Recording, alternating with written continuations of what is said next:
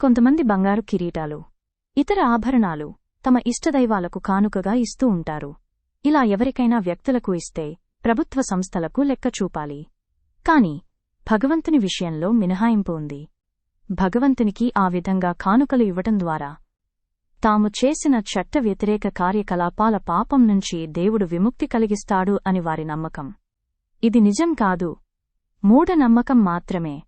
దీని గురించి మత పెద్దాయన ఏమంటున్నారో మనం కూడా విందాము. ధనుష్కి అభిషేకం చేస్తాం. బంగారపు ధనుష్సు నేనే చేయించా. ఆ బంగారం ఎక్కడి నుంచి వచ్చిందో చెప్పడం.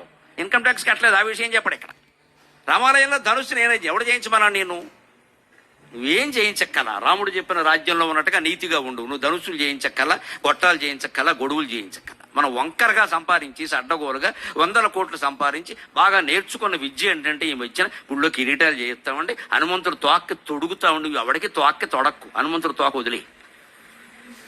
ఆ గొట్టం నేనే చేయించానని సిగ్గు లేదు చెప్పడు. ఆ బంగారం ఎలా వచ్చింది చెప్పు. ఆ బంగారం ఎలా వచ్చింది? ఎన్ని లాభాలు వేసుకుంటే వచ్చింది? ఎంత మోసం చేస్తే వచ్చింది? ఆ బంగారం గుళ్ళో పెడతావా? అది పాపం కాదది. జన విజ్ఞాన వేదిక ఉత్తమ పౌర సమాజం కోసం పనిచేస్తున్న స్వచ్ఛంద సంస్థ. జన విజ్ఞాన వేదిక ఉత్తమ పౌర సమాజం కోసం పనిచేస్తున్న స్వచ్ఛంద సంస్థ. జన విజ్ఞాన వేదిక ఉత్తమ పౌర సమాజం కోసం పనిచేస్తున్న స్వచ్ఛంద సంస్థ. జన విజ్ఞాన వేదిక ఉత్తమ పౌర సమాజం కోసం